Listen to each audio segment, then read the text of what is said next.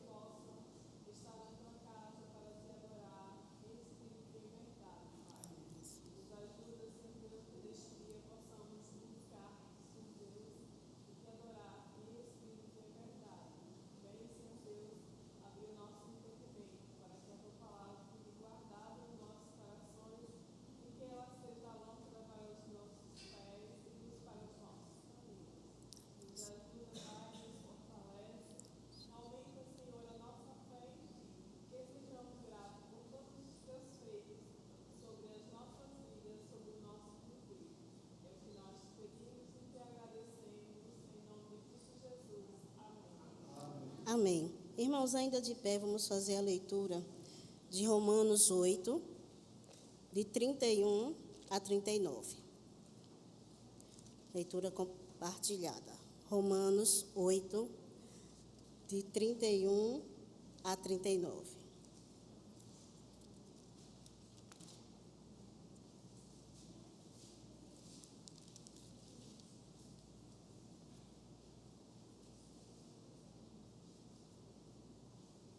Amém, irmãos? Façamos a leitura. Que diremos, pois, à vista destas coisas? Se Deus é por nós, quem será contra nós?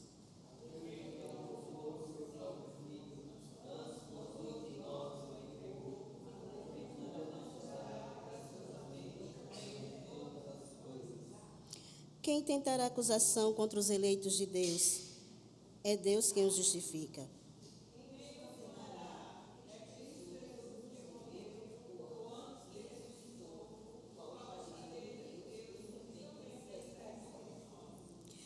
Quem nos separará do amor de Cristo?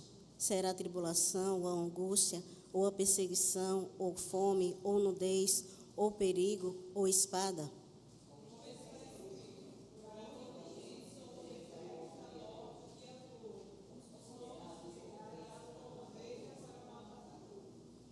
Em todas essas coisas, porém, somos mais que vencedores por meio daquele que nos amou.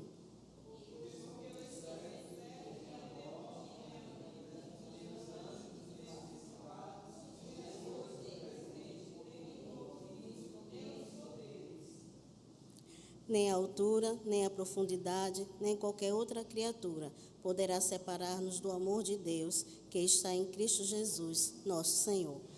Podemos assentar, irmãos, e façamos a leitura agora do Salmo 89, que é a leitura base da nossa lição de hoje, que tem por título O Rei que foi rejeitado. Salmo 89, de 1 a 40. Amém, irmãos? Salmo 89, de 1 a 40. Mais uma vez será a leitura compartilhada. Cantarei para sempre as tuas misericórdias, ó Senhor. Os meus lábios proclamarão a todas as gerações a tua fidelidade.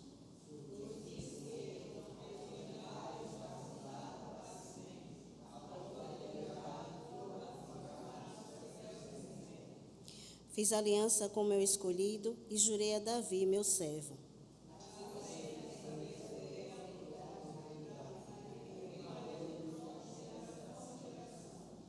Celebram os céus as tuas maravilhas, ó Senhor, e na Assembleia dos Santos a tua fidelidade.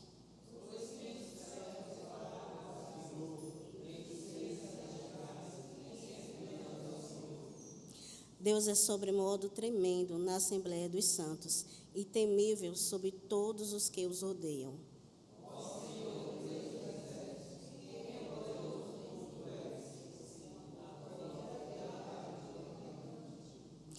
Dominas a fúria do mar quando as suas ondas se levantam, tu as amainas.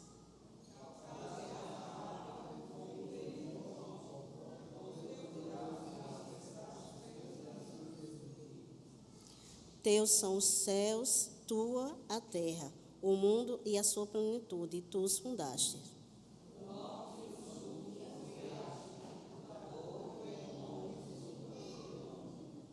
O teu braço é armado de poder, forte é a tua mão e elevada a tua destra.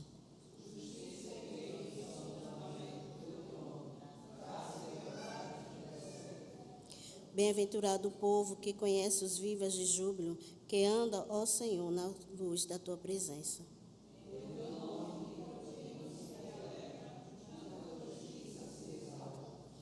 Porquanto tu és a glória de sua força, no teu favor avulta o nosso poder.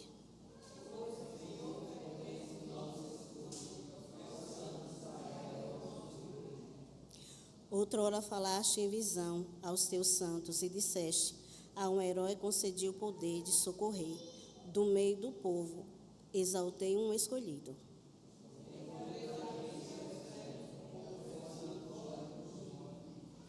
A minha mão será firme com ele, o meu braço o fortalecerá.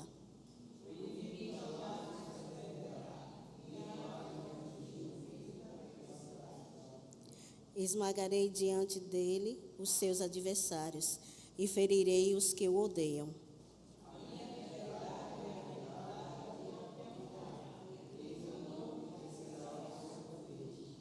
Porei a sua mão sobre o mar e a sua direita sobre os rios.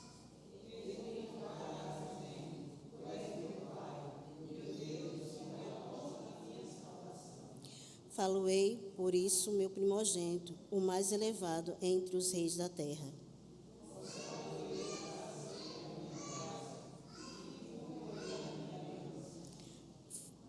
Farei durar para sempre a sua descendência e o seu trono como os dias do céu.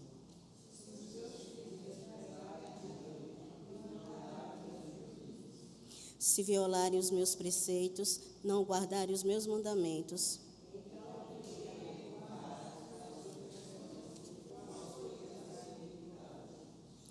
mas jamais retirarei dele a minha bondade, nem desmentirei a minha fidelidade.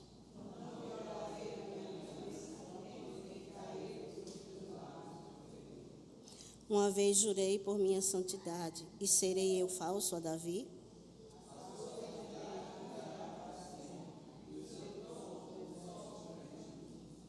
Ele será estabelecido para sempre, como a lua e fiel como a testemunha no espaço.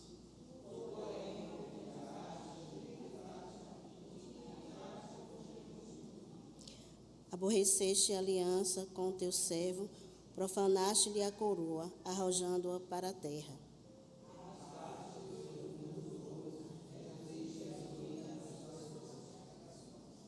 Amém, irmãos? Eu convido o diácono João Pedro, que ore ao Senhor neste momento, e em seguida ele vai continuar com os cânticos.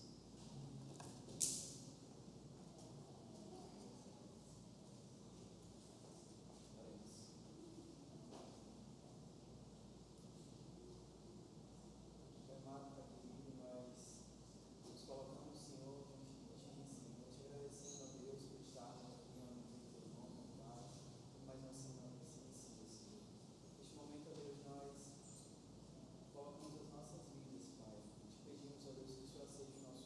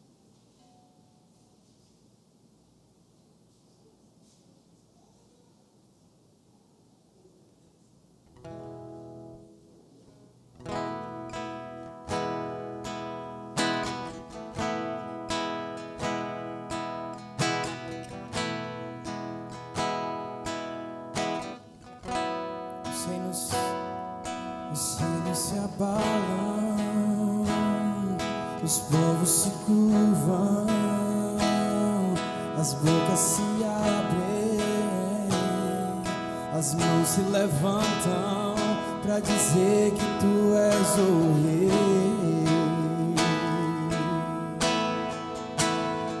pra dizer que tu és o Senhor.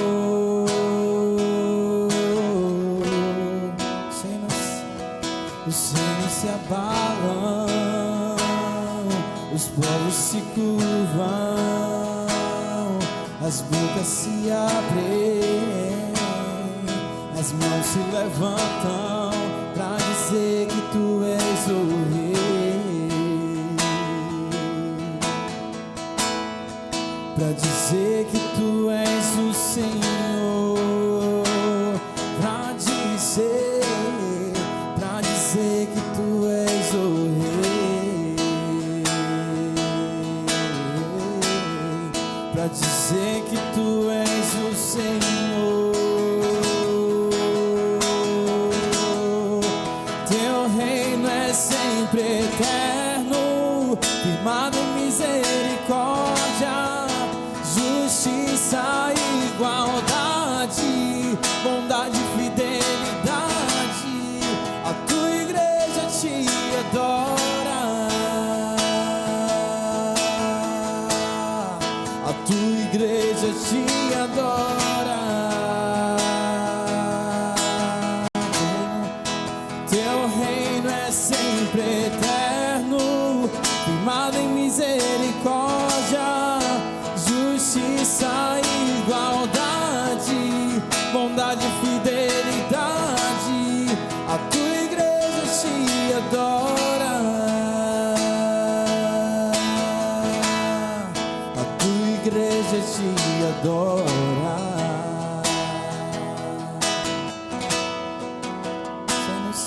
Os reinos se abalam, os povos se curvam, as bocas se abrem, as mãos se levantam pra dizer que tu és o rei, pra dizer que tu és o Senhor, pra dizer que tu és o rei, pra dizer que tu és o Senhor.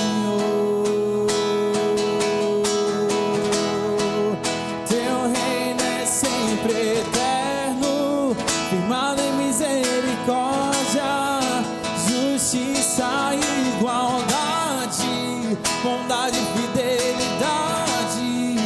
Tua igreja te adora, a tua igreja te adora. Teu reino é sempre eterno, firmado em misericórdia, justiça e igualdade, bondade e fidelidade. A tua igreja te adora, a tua igreja te adora. A tua igreja te adora, a tua igreja te adora.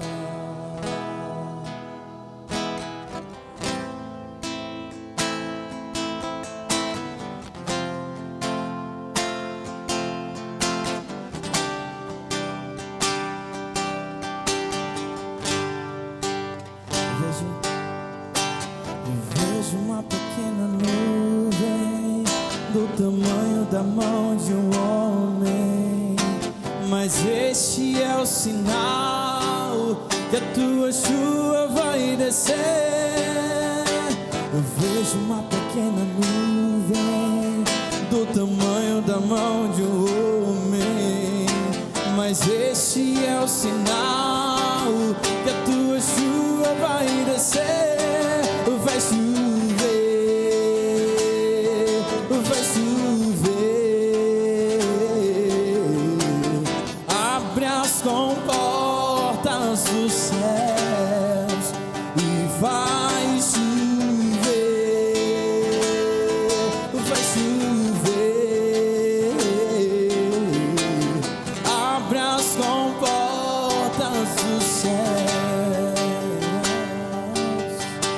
Eu vejo uma pequena nuvem do tamanho da mão de um homem, mas este é o sinal que a tua chuva vai descer. Eu vejo uma pequena nuvem do tamanho da mão de um homem, mas este é o sinal que a tua chuva vai descer. Vai chover, vai chover. Abre as comportas dos céus e vai chover, vai chover. Abre as comportas dos céus. Se pedimos, Jesus irá, como chuva descerá. Se pedimos, Jesus irá. Então clame, então grite, então chame por Ele. Vai chover, vai chover. Abre as comportas dos céus e vai chover, vai chover. Abre as comportas dos céus e vai chover. Amém. Apresentar. Amém, irmãos? Vamos continuar a leitura do Salmo 89, agora de 41 a 52. Salmo 49, de 41 a 52. Já lemos a primeira parte e vamos terminar a leitura deste salmo, que é o salmo básico para a nossa lição de hoje. Leitura compartilhada, vou ler os ímpares e os irmãos lerão os pares. Amém? Despojando-no todos os que passam pelo caminho e os vizinhos os escarnecem.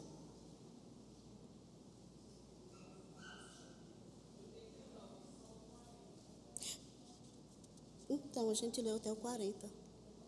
Foi. Não, olha, Salmo 89, do 41 ao 52. Já lemos de 1 a 40 e faremos a leitura agora de 41 a 52. Salmo 89, de 41 a 52. Amém? Então, vamos continuar a leitura. Despojando-no todos os que passam pelo caminho e os vizinhos os escarnecem.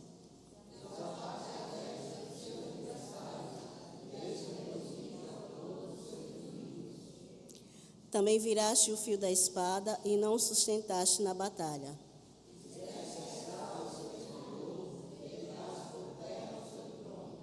Abreviaste os dias de sua mocidade e o cobriste de ignomia.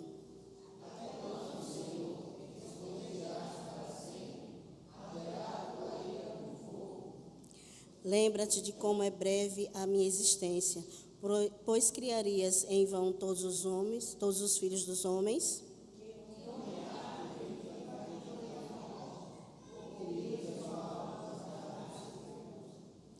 Que é feito, Senhor, das tuas benignidades de outrora, juradas a Davi por tua fidelidade.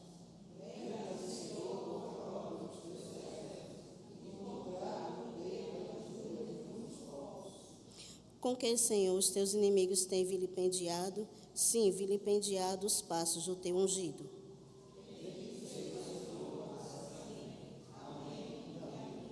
Amém, irmãos?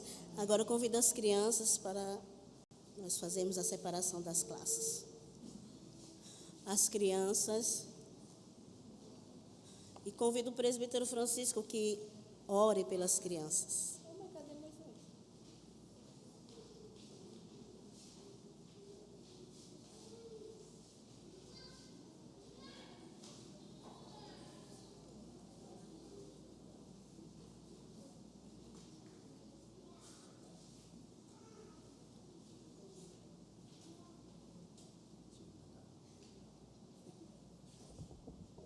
Amém. Senhor nosso Deus, nosso Pai, exaltado seja o teu santo nome. Graças te rendemos, ó Deus, por mais um dia que tu nos concede, pela tua bondade e teu amor, Senhor Deus. Nos abençoa, Deus amado, a cada servo teu, cada criancinha que já aqui se encontra, Pai, que eles possam aprender de ti, ó Deus amado. Assim também, ó Pai, usa-nos, usa os professores, ó Pai, se com eles, ó Deus amado, que eles possam sim também ser abençoados e abençoar estas crianças, assim como nós aqui na sala de adulto, ó Deus, possamos aprender mais de ti através do teu servo, Pai, pastor, possas assim, Deus amado, usá-lo em nome do teu Filho amado Jesus Cristo. Abre nossa mente e nossos corações, ó Deus, para aprendermos mais de ti, ó Deus, e que tudo que, ó Pai, aprendemos nesta manhã, possamos passar adiante, ó Deus, e não guardar somente para nós, ó Deus. É o nome do teu Filho amado Jesus Cristo, nós te louvamos e nós te agradecemos. Amém. Passo a palavra para o nosso pastor.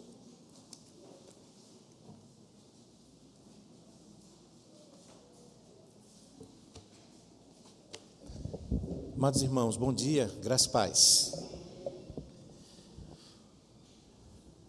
A lição de hoje não é uma lição fácil.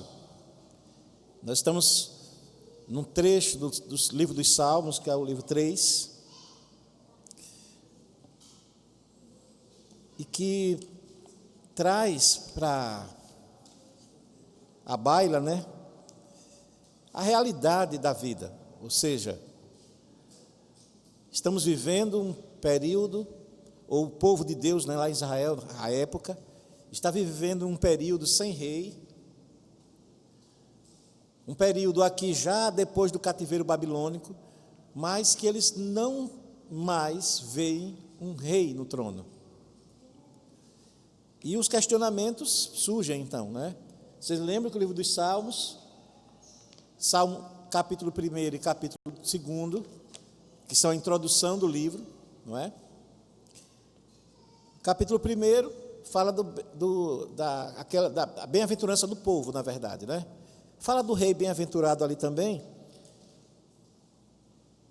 mas o foco maior no Salmo 1 é quem é bem-aventurado, quem é feliz, é quem anda no caminho de Deus, e aqueles que não são assim, eles são como a palha. Então, basicamente é isso. E todos os salmos tratam um pouco disso. Já no 2º capítulo, a gente vê a pessoa do rei surgindo de forma mais plena ali, não é? Como sendo o ungido do Senhor, que vai governar, que vai reinar, que é da raiz de Davi. E aqui na lição número 8, o tema é muito próprio, o rei que foi rejeitado. A gente precisa sempre estar com a luz acesa, que a palavra de Deus ela é uma só, ela tem conexões. As coisas do Velho Testamento apontam para o Novo. E quando um rei é rejeitado no Velho Testamento, um rei da descendência de Davi, a gente vai ver hoje, eu estou dando uns spoilers aqui, né? A gente vai ver hoje que o rei que é rejeitado aponta para o grande rei, que é Jesus, que também foi rejeitado. Veja que o apóstolo João vai dizer isso de forma muito clara. Veio para o que era seu, mas os seus não o receberam. Então, a rejeição do rei de Israel, não é?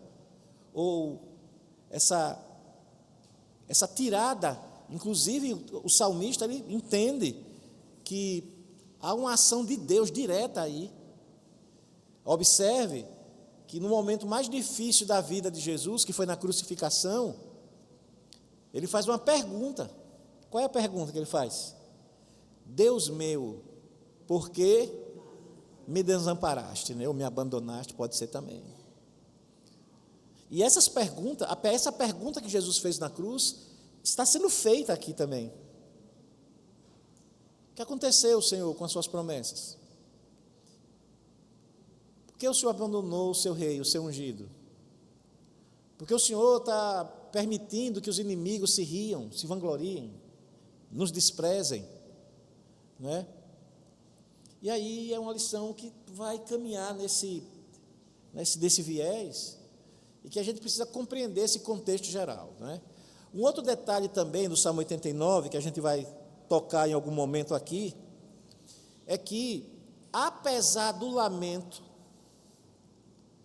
não há no Salmo 89 aquilo que nós fazemos com muita perfeição, que é a murmuração. Olha, o povo que sabe murmurar é o povo de Deus. Meninos, somos campeões. O povo de Israel sabia fazê-lo com perfeição, murmurar, reclamar de Deus. Qual é a diferença, pastor, de um lamento, vamos dizer, vou chamar de bíblico, de um lamento aceitável para uma murmuração? É que, quando você apenas lamenta, você não está colocando em xeque nem a soberania de Deus, nem a sua bondade.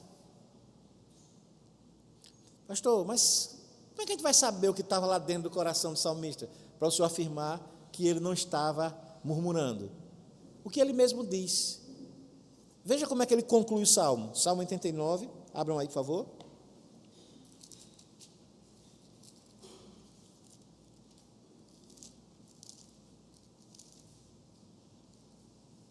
O último versículo, vamos ler comigo? Bendito seja o Senhor para sempre. Amém e amém. Ainda diz 2 vezes. Quem me acompanha, quem é minha ovelha, sabe. Se eu fosse pregar nesse texto, muito provavelmente eu ia começar por este versículo. Né? Vocês sabem que eu sempre tenho esse estilo, né? De pregar nos Salmos. Então você lê a conclusão dos Salmos e depois você volta para explicar. É assim que eu trabalho, via de regra. Então, não é estranho, irmãos, que um salmo tão difícil, um salmo com tanto lamento, um salmo com tantas ações de Deus, no sentido de desprezar o seu ungido, que os inimigos de Deus estão por cima, que o povo está sendo... veja o versículo anterior, o versículo de número 51. Vamos ler os 50 e 51 para vocês entenderem o que eu estou querendo chegar, para demonstrar que não é murmuração. Vamos lá, leia comigo. Lembra-te, Senhor, do opróbrio dos teus servos e de como trago no peito a injúria de muitos povos. Olha, veja, o salmista está dizendo aqui, Senhor, aqui, está aqui dentro, os povos estão nos injuriando, eu carrego isso dentro de mim. Senhor, lembra do opróbrio dos teus servos, da vergonha. Lembra. Aí ele faz a injúria de muitos povos, versículo 51, leia comigo. Com que, Senhor, os teus inimigos têm vilipendiado, sim, vilipendiado os passos do teu ungido. Então ele está dizendo, não é apenas o meu coração que está sendo rasgado por essas injúrias, mas o teu próprio ungido, aquele que o Senhor prometeu,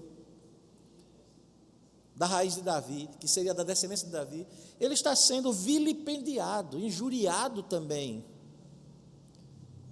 Aí você pode dizer, que murmurador, não é?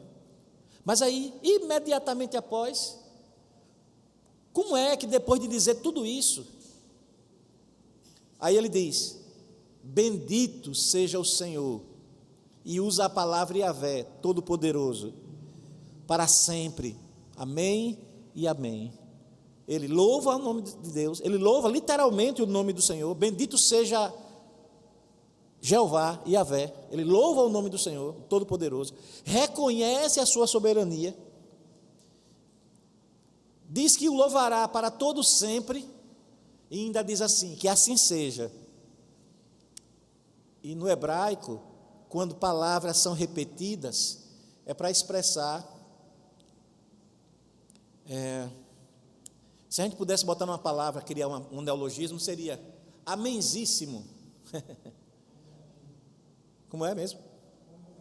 O aumentativo, superlativo, melhor dizendo, não é aumentativo, mas está no mesmo viés. É o superlativo.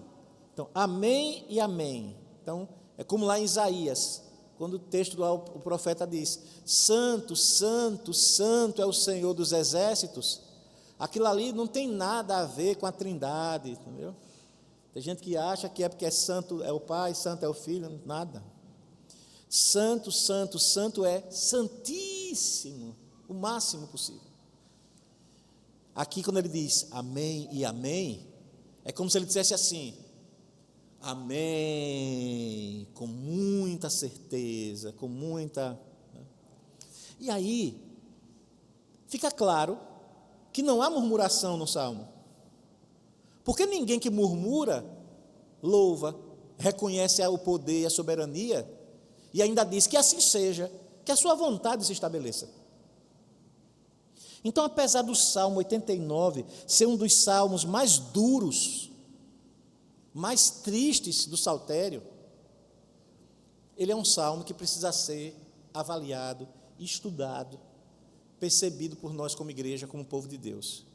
Olhar para ele e lembrar que as promessas de Deus permanecem, e lembrar que essa rejeição do ungido do Senhor é um tipo, digamos assim, que aponta para o rei rejeitado, né?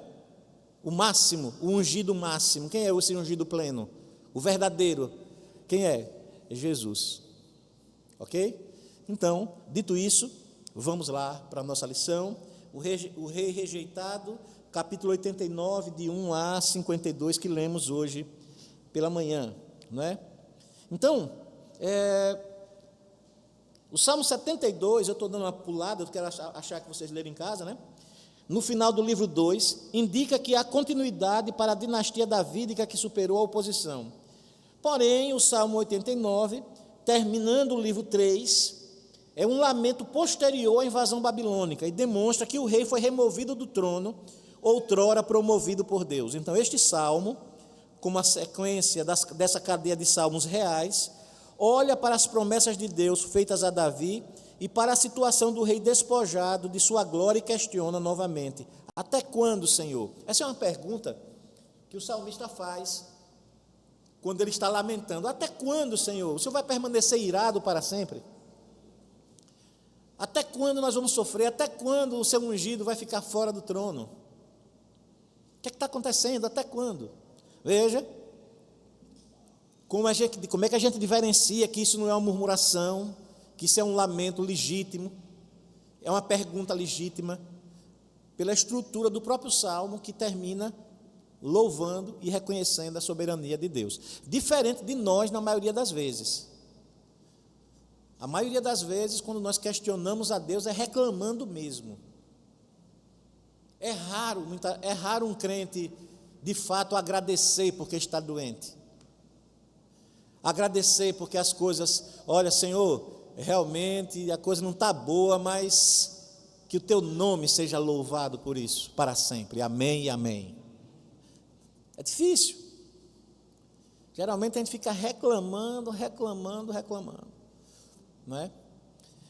O salmista não faz isso, tá? Primeiro ponto, né? Relembrando as promessas do Senhor, né? Salmo 89, de 1 a 37, já foi lido, né? É a primeira parte do Salmo, onde ele vai relembrar as grandes promessas que o Senhor fez ao rei Davi, com respeito à sua dinastia.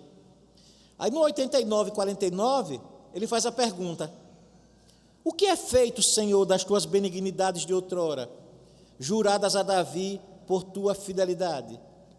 O que acontece? Ele está vivenciando aquele momento pós-babilônico, irmãos. O que é esse momento pós-babilônico? Quando a Babilônia leva o povo de Deus cativo, quantos anos ficou lá?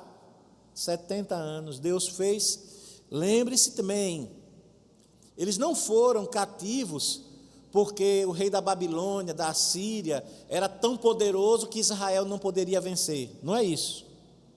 Lembre-se, Israel já em outras ocasiões vencera a maior potência da época, que era o Egito.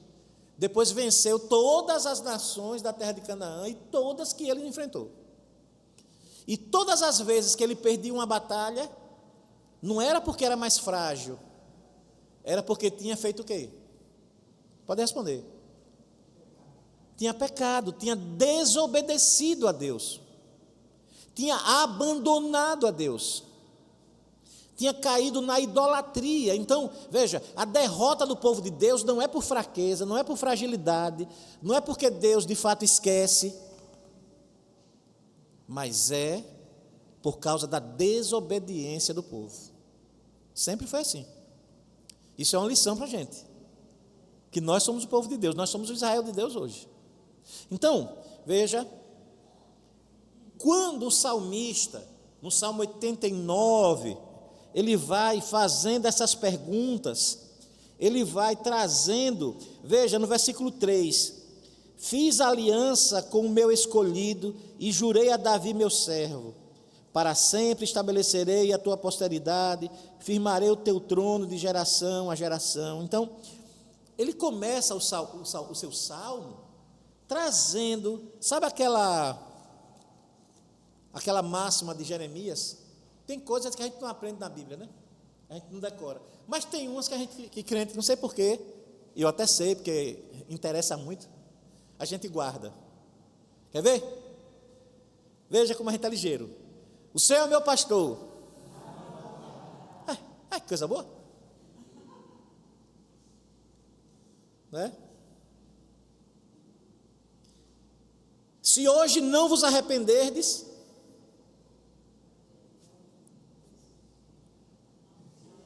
vocês vão morrer nos seus próprios pecados. Por que a gente não... Veja, quer ver? Senhor meu pastor, quero trazer à memória,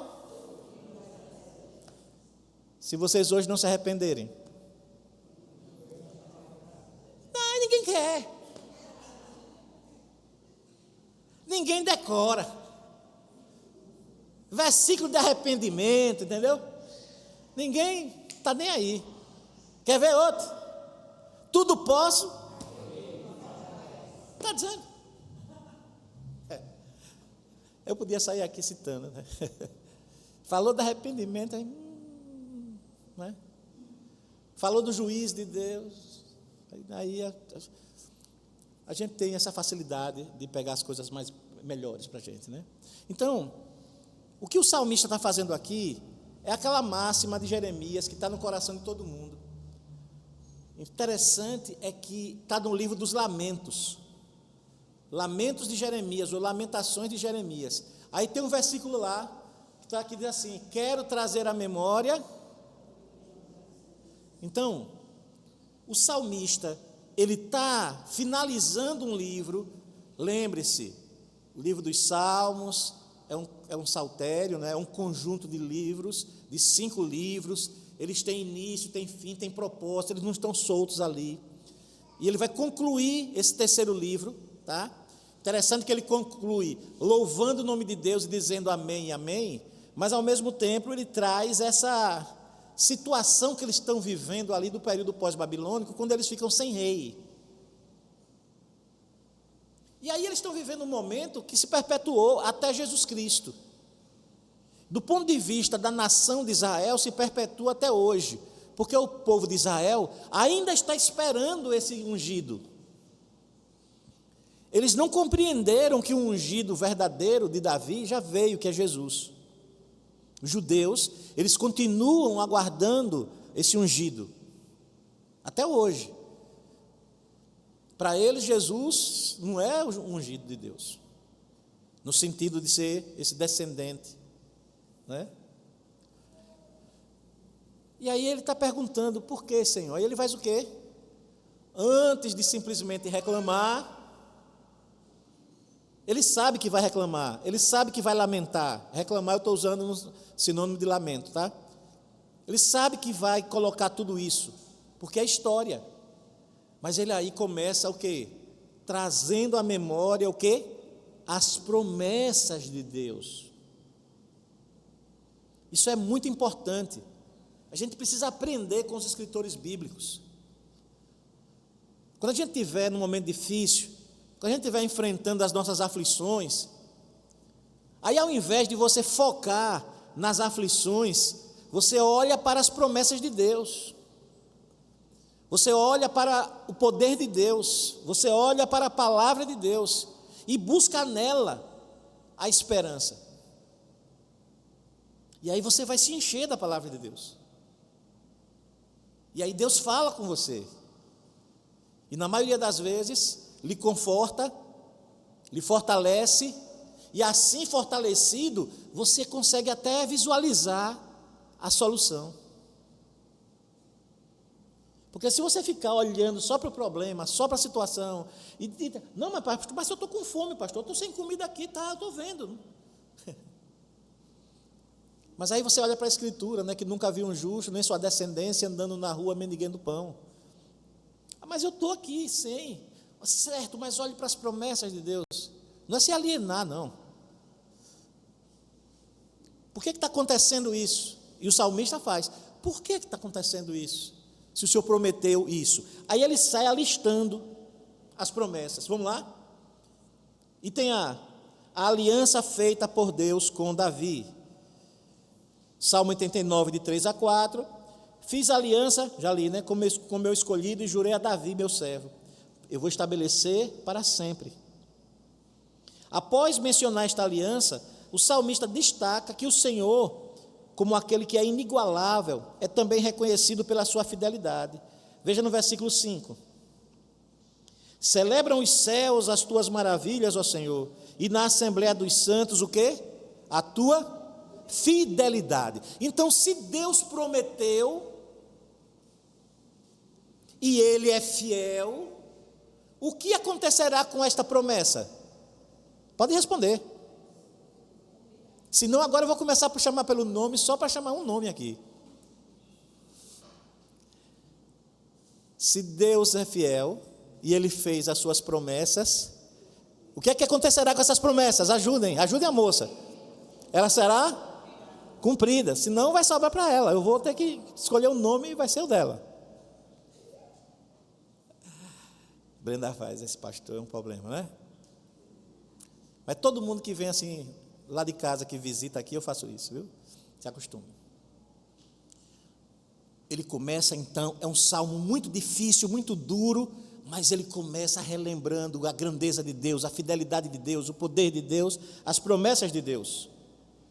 Logo, se o Senhor se comprometeu, não existe outra expectativa, senão de ver essa promessa o quê?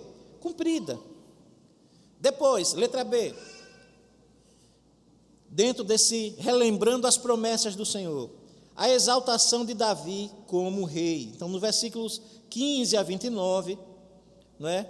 Cadê? Versículo 15 a 29, diz assim: bem-aventurado o povo que conhece os vivas de júbilo, que anda ao Senhor na luz da tua presença, em teu nome. E aí ele vai, né? Veja que coisa, ele vai celebrando o nome de Deus, celebrando o nome de Deus. Aí, no versículo 20, encontrei Davi, meu servo, com o meu santo óleo ungi. Veja, ele vai relembrando que o ungido de Deus, Davi, o rei Davi, observe, mas o primeiro rei não foi Davi. Quem foi o primeiro rei de Israel? Quem foi? Saul. Mas quem foi que escolheu o primeiro rei de Israel? Foi o povo, não foi Deus. Mas pastor, mas Deus não permitiu, o profeta não foi lá, não ungiu Saul? Sim. Mas vocês lembram que Deus, historicamente, nem queria um rei? Na conversa, vocês têm certeza, vai ter imposto. Vamos mudar de assunto. Vocês, senão, né? Vocês passaram por dificuldades. Ele vai governar. Não, a gente quer porque todo mundo tem. Aí, quem era Saul? Ruivo, né? Alto. Parecido comigo, alto, forte, né? Garboso, hein? Ó, imagine eu como rei, ó. Que beleza, que figura, ó. Pior que os reis ficaram assim como eu, meio barrigudinho, né? Depois, né? Mas a época, para você ser um rei, você precisava o quê? Ter força, você tinha que saber lutar, você tinha que saber pegar na espada. Quando as pessoas olhavam para Saul, um homem alto, que impressionava, Então, quando Saul foi escolhido pelo povo, o povo ficou numa alegria, porque olha o nosso rei, olha que rei bonitão, olha que rei forte. E Saul até poderia ter sido um grande rei, e por algum tempo, Saul até que caminhou bem, até que começou a se desviar dos caminhos do Senhor. E aí o que é que Deus faz? Escolhe Davi. Agora, Davi, diferentemente de Saul. Você lembra como Davi foi escolhido? Profeta, vai lá na casa de... O nome do pai de Davi? Jessé, muito bem. Tem que fazer essas perguntas agora, porque teve uma gincana lá no acampamento, lá na tal. A turma aqui não sabia essas perguntas. Eu disse, chama a mulher da SAF para responder, que ela sabe tudo. Mas os adolescentes, os jovens, não sabiam nada sobre nada. João Pedro ficou com uma vergonha. Teve uma turma de Salvador que botou a mão na cabeça, pastor, cadê esse povo? Não sabe nada da Bíblia. Eu estou achando que eu vou fazer agora uma série de estudos só sobre personagem bíblico agora, de novo, para ver se a gente aprende quem foi todo mundo, né? Eu não passava, eu fiquei com vergonha, meu Deus. Aí te deu uma desculpinha. Ah, não, é porque eles chegaram na igreja depois. Aí só faltou o meu presbítero lá dizer, sim, chegaram depois, e o senhor não ensinou não? Foi, meu Deus. Vai lá na casa de Jessé e chega lá, eu vou mostrar para você. Jessé, traga os filhos. Aí ele trouxe os filhos. Aí o profeta olhou e ele botou, esse aqui, deu o pai, né? Olha, que bonitão, olha. Olha esse João Pedro aqui como é bonito, olha. Se fosse eu, né? Olha que bonito, olha. Alto, inteligente, toca violão. É um rapaz bonito, né? Cadê o outro? Tem mais algum? Tem um ali. Marco Vinícius. Rapaz, bonito. Só esse cabelo dele está meio feio, mas fora isso. Olha que rapaz bonito. O pai, ele só escolheu. Só que esse pai, eu não tenho um terceiro, né? Esse Jessé tinha muitos.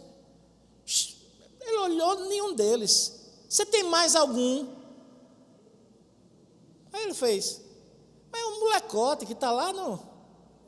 Ele cuida das ovelhas, ele faz trabalho de mulher.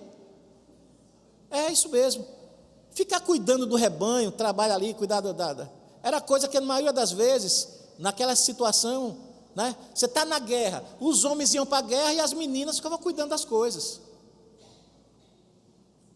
Davi não tinha idade nem para ir para a guerra. Aí ele pensou, não pode ser ele, né? O pai. Vai buscar, traz ele aqui. Quando o profeta olha, é esse. É esse que Deus escolheu. Sabe o que acontece? É porque Deus, ele escolheu Davi pela sua própria vontade soberana. Não porque Davi tinha nele algo a mais do que os outros. Foi vontade de Deus. Então, o salmista vai lembrar, olha, foi o Senhor que exaltou Davi. Foi o Senhor que escolheu Davi.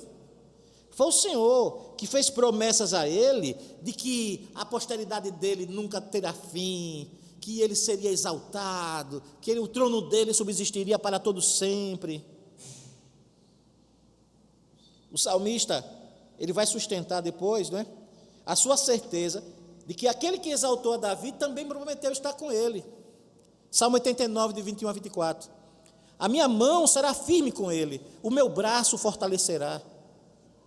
O inimigo jamais o surpreenderá, nem o há de afligir o filho da perversidade. Mas, o que é que o texto dos Salmos de 89 depois vai dizer? Senhor, mas os inimigos estão vencendo. Até quando? O Senhor esqueceu. Percebe? O salmista, ele não está murmurando. Ele está refletindo a situação real e está trazendo à memória aquilo que pode dar esperança, que é o quê? As promessas de Deus. Terceiro, dentro dessa linha, de relembrar as promessas de Deus. A promessa do Senhor de estabelecer para sempre o trono de Davi. Então, a principal promessa nesse salmo é a mesma mencionada no Salmo 2, 41 e 72, ou seja, o Senhor estabeleceria para sempre a dinastia de Davi. Ela é mencionada ao menos 3 momentos nas palavras dirigidas a Deus. 89, 4, 29, 36 a 37, depois vocês podem verificar isso. Esta era uma das principais esperanças do povo de Deus. Porém, o que é mais marcante no uso que o salmista faz da promessa é que ela precede, 89, 36 a 37, imediatamente esta constatação. Vamos lá, 36 a 37. Vamos ler. Salmo 89, 36 a 37. Olha que coisa, irmãos. O que é que o salmista vai dizer agora? Vamos ler comigo. Desculpem. Juntos. A tua posteridade durará para sempre. O teu trono como o sol perante mim. Ele será estabelecido para sempre como a lua e fiel como a testemunha no espaço. Tu, porém, o repudiaste e o rejeitaste. Te indignaste com o teu ungido. Aborreceste a aliança com o teu servo. Profanaste-lhe a coroa, arrojando-a para a terra. Leia o versículo 40 comigo. Arrastaste os seus muros todos, reduziste a ruínas as suas fortificações. Veja que terrível agora o 41. Despojam-no, leia comigo, todos os que passam pelo caminho, e os vizinhos o escarnecem. É incrível que o salmista, ele começa relembrando a Deus, relembrando todo o povo que iria cantar esse salmo, relembrando a nós que lemos esse salmo hoje, a promessa de que a dinastia de Davi duraria para sempre, para imediatamente após dizer: tu, porém, repudiaste e rejeitaste o seu ungido. Que tragédia! Mas nessa tragédia, que acontece por causa de quê? Da desobediência do povo ao reconhecimento da soberania de Deus. Porque assim, a queda de Israel, do reino de Israel, não foi, como eu disse, por causa do poderio do inimigo simplesmente, mas é porque Deus os deixou assim. Vamos dar uma olhadinha para vocês entenderem o que é que porque eu usei essa palavra, Deus o deixou. Vamos lá para Romanos, capítulo 1.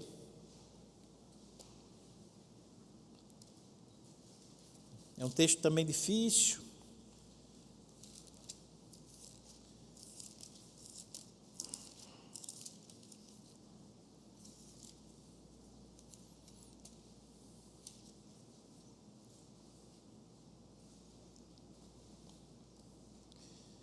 Cadê?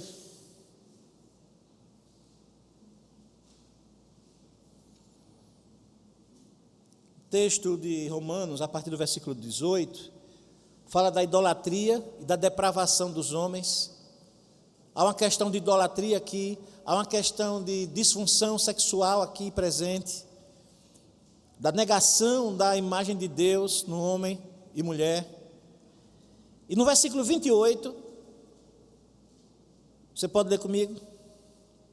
E por haverem, Romanos 1, 28, e por haverem desprezado o conhecimento de Deus, o próprio Deus os entregou a uma disposição mental reprovável para praticarem coisas inconvenientes. E aí ele segue uma lista de coisas inconvenientes. E no capítulo 2, versículo 1, ele diz assim: portanto, és indesculpável, ó homem, quando julgas, quem quer que sejas. Mas o texto é claro quando diz assim: Deus os entregou, ou seja, Deus os deixou à sua própria vontade. Então, o que acontece? O que o salmista está estabelecendo aqui? Ele relembra as promessas de Deus, ele reconhece mais uma vez a soberania de Deus na história. Mas ele também reconhece o fato: estamos sem rei. E faz a pergunta: até quando? Ponto 2 agora.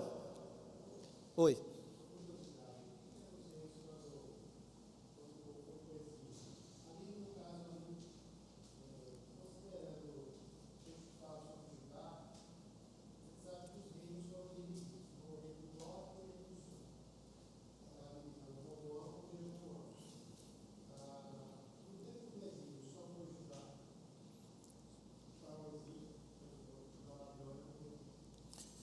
especificamente. Porque o que acontece? Tem um momento em que o povo vai e uma parte fica, inclusive nessa divisão, né? É uma guerra, né?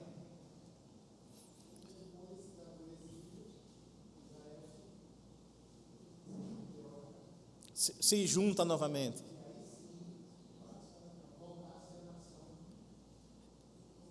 Mas você vai perceber isso. Mas você vai perceber que depois disto, no texto bíblico, você não tem mais rei, de fato, da descendência de Davi, né?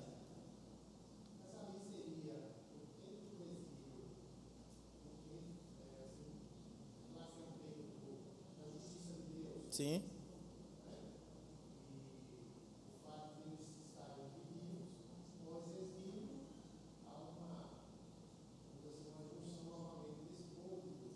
É porque assim, aí eu tinha que dar uma olhada lá mais uma vez, porque nesse período pós-exílico, o que é que acontece? Israel, de fato, ele não vira uma nação novamente. O que é que eu quero dizer? É uma situação que a gente chamaria na Idade Média de vassalagem, né? O que é uma vassalagem? Por exemplo, quando Esdras e Neemias vêm para restabelecer Jerusalém, Israel não se torna ali, de fato, um reino de novo. Eles continuam servindo E depois, do ponto de vista bíblico, da história, a gente vai ver que o reino, em algum momento, vai cair, o reino babilônico, né, as coisas e tal. Mas, aquele momento, quando ele volta a Esdras e Neemias, não significa ali que Israel volta a ser nação. Fica parecendo, né? Quando você vai para o texto. Mas não volta. Por que não volta? Porque Neemias e Esdras, eles erguem Jerusalém, eles erguem o muro de Jerusalém, mas não para fazer Israel uma nação livre de novo. Israel, ele permanece o quê? Sob o jugo de Babilônia. Do ponto de vista bíblico, a história é como se parasse ali, e você não tem mais, aí daqui a pouco é 400 anos e já chega o Novo Testamento. E aí você não tem mais a linha de Davi, como é que chama? Continuando. Você vai ver um povo de Israel meio perdido. Por isso que o salmista está aqui reclamando, cadê o trono? Cadê o trono? Cadê? Não tem. Entende? Mas a pergunta é interessante, eu sei, a pergunta que você quer é: e o reino de Israel, né? E o reino de Judá? Será que quando voltou... Eu não me foquei nisso. Posso dar uma olhada e domingo trazer melhor essa resposta, mais específica. Mas assim, o fato é que Israel, a volta do cativeiro babilônico, não restaura o reinado. Uma coisa curiosa, que você falando aí me trouxe à luz, a nação de Israel, ela é fundada sob um tripé: rei, tá? Terra e palavra, profeta. Basicamente é isso: a lei, a terra e o rei. O que é que acontece? Depois do pós-exílio vai surgir uma instituição que é a chamada sinagoga, que vai substituir o quê? O templo. Não se tem mais templo, não é? Ou seja, tem o templo, tem o sacerdote, mas se estabelece essa sinagoga lá no período exílico, e ela permanece, porque quando o povo de Israel sai e vai para o exílio, ele não tem mais como adorar, ele não tem como fazer mais nada. O que é que eles fazem? Começam a se reunir, e aí se forma essa instituição da chamada sinagoga, porque ele não tem mais terra, ele não tem mais rei, ele não tem mais templo. Quando eles voltam, o que é que acontece? Eles voltam para a terra, eles têm um templo até lá destruído, que é reconstruído, mas eles ficam sem o quê? Sem um rei. E aí essa é a pergunta, até quando? Quando Jesus vem, aí, para trazer agora é interessante que ele fez uma pergunta, eu vou terminar num filme agora. Existe uma série de filmes, claro, míticos, mas tem um nome, não sei o que lá, O Retorno do Rei. É uma trilogia que tem, que às vezes vocês não sabem, mas tem a ver com o Evangelho, né? Aquele filme, O Senhor dos Anéis, entendeu? Por incrível que pareça, com tudo aquilo ali, o autor, ele faz uma relação com o Evangelho. Qual é o outro que é também, o outro é mais evidente, que é das crianças que entram no guarda-roupa?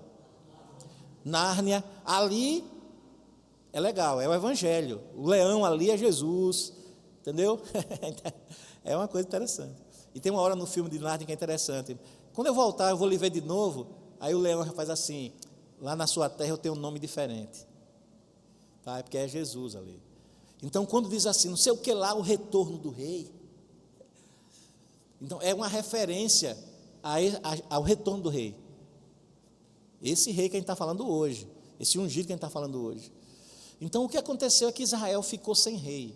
Aí eu estou me referindo ao povo de Israel como um todo. Mas eu vou dar uma olhadinha na história, para ver naquele período como é que, eu agora realmente não lembro. Sim. Fica sem rei. Vem para mostrar que essa descendência é eterna. É isso. E o interessante aqui, que eu quero lembrar, é que o salmista tem a consciência que quem foi que rejeitou o ungido deles, o rei imperfeito? Foi Deus. Ele diz assim: o Senhor rejeitou. Por isso que eu disse, o que é que Jesus disse na cruz? Deus meu. Mas antes de ser rejeitado por Deus, o rei também foi rejeitado por quem? Pelo povo, porque eles não obedeceram à palavra de Deus.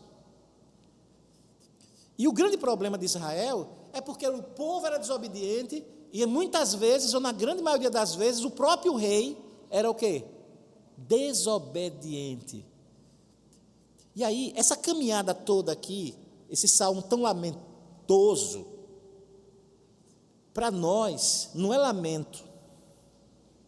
Por que não é lamento? Porque esse rei rejeitado aqui, ele vai ser substituído. No caso, a promessa de cumprimento vai ser cumprida no rei eterno, verdadeiro, pleno e sem defeito, que é Jesus. Mas ao mesmo tempo, o que é que acontece com Jesus? Só repetindo, ele vem, mas o povo de Israel o quê? O rejeita. O próprio Deus, para nos salvar, por um tempo, Deus também o quê? O rejeita, o desampara. Você vai morrer. Porque alguém precisa pagar o preço dessa desobediência. E o preço era tão alto, o preço era tão eterno, que só um ser eterno como Jesus, e inocente, poderia pagar o preço. E ele o fez, por amor a nós. Então, o que é lamento aqui no Salmo, de fato, não é lamento para a igreja. Tá? É alegria para nós. Por quê? Porque nós temos esse rei. Mas precisamos ter o cuidado para que, da mesma maneira como o povo de Israel fez, nós não façamos no nosso dia a dia, rejeitando esse rei, desobedecendo os seus caminhos, agindo como se ele não fosse o nosso rei. Porque a gente sabe, esse tipo de atitude, para onde é que faz o quê? Que leva. A desobediência leva à morte. Sempre foi assim. Então, essa lamentação, né, lamentando a atual situação de Israel, aí ele diz aqui, o Salmo 89 é uma composição do período do exílio de Judá pelo Império Babilônico. Foi esse exílio que pôs fim ao reino de Judá e que tornou todos os seus futuros líderes subservientes ao rei babilônico. Talvez seja por isso a sua pergunta, né? Será que Israel, como é que ficou? O rei de Israel, como é que ficou? Estou devendo, vou ficar devendo. Por favor, durante a semana você sabe que vai precisar me dar uma zapiada. Pastor, lembra daquela pergunta que o senhor prometeu te levar domingo. Né? A pergunta do presbítero Adoniel é: pastor, como é que ficou o rei de Israel? O reinado de Israel? Deixa-me falar uma coisa sobre isso. É bom que uma pergunta vai levando para outra. Nessa divisão de Judá e Israel, quando a gente vai para a literatura bíblica, para a leitura bíblica, a gente vai ver que na grande maioria das vezes os reis fiéis eram de Judá. E os infiéis, os mal acabados, os detonados, os idólatras eram de Israel. Mas pastor, mas o nome não é Israel. Veja que a gente quase não usa Judá, não é? E Judá era o menor, porque eram só 2 tribos. Israel eram 10. Veja, olha, tudo na Bíblia tem ligação. Muitos são chamados. Isso aí sou eu que estou fazendo, viu? Essa metáfora. Aí você tem 12 tribos, 2 na representação da parte do reino fiel, 10 na representação dos desobedientes. Todo mundo é chamado, mas é 20%, é 10% aqui quase, mais de 10% pouco, que tende à fidelidade. Os reinos de Israel, a maioria era, né? Então, mas isso não impediu que o reino de Judá também caísse em quê? Em opróbrio, tá? Então, isso é um outro detalhe. Cadê? Esse lamento não é apenas descritivo como um desabafo. Estando profundamente triste, o salmista utiliza palavras que dificilmente alguém ousaria usar para dirigir-se a Deus. Veja, 89, 38. Tu aborreceste a aliança com teu servo. Inspiradas pelo próprio Deus, essas palavras expressam a profunda dor de alguém que, de uma perspectiva humana, considera quase impossível Deus vir a cumprir aquilo que ele havia prometido a Davi. É marcante o modo como o Senhor permite que o salmista construa essa segunda parte do salmo. Além de dizer que o Senhor quebrou sua aliança, embora nesse mesmo salmo tenha mencionado a fidelidade de Deus em cumpri-la, nas palavras seguintes, o salmista identifica o Senhor como um agente hostil contra o servo Davi e seus descendentes. Salmo 89, 40 a 5, né? A 40 a 45, quando ele diz assim: arrastaste os seus muros todos, reduziste ruínas. Ou seja, ele está reconhecendo a ação direta de Deus na derrota do seu povo. Eu acho isso fantástico na Bíblia, irmãos. Quem não conhece a Bíblia por aí, fica achando que a Bíblia é um livro de alienados, entendeu? Não lê uma linha da palavra do Senhor. Nunca ouviu falar sobre literatura. Porque, irmãos, na literatura dos heróis, o que acontece é que você sempre coloca os heróis lá em cima. Agora, que ousadia do salmista dizer assim: o Senhor aborreceu a sua promessa, o Senhor se esqueceu da sua promessa. E a gente entende que essas palavras foram inspiradas por quem? Pelo próprio Deus. Porque a gente diz que a Bíblia é a palavra de Deus. E como é que Deus diz sobre Deus que ele esqueceu da sua própria palavra? É porque Deus não está interessado em se defender de ninguém. Ele está interessado em que eu e você entenda a real relação que temos com Ele. É por isso que o nome da nossa revista é Janelas da Alma.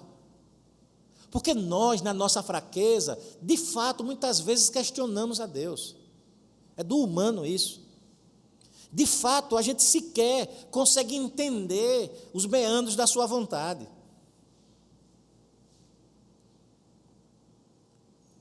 E quantas vezes nós dizemos: Senhor, o Senhor não está sendo bondoso comigo. Repara que tolice isso. A gente diz. Então, Deus, Ele permite essas palavras duras com relação a Ele mesmo, para a própria reflexão do povo de Israel. É aquela maneira, é o que a gente chamaria de literatura, aqui no caso, de antropomorfismo, né? É você permitir que algo seja dito do ponto da perspectiva do homem. É como aquela tolice que você pode ver ouvir na universidade, por exemplo, de que a Bíblia erra, né?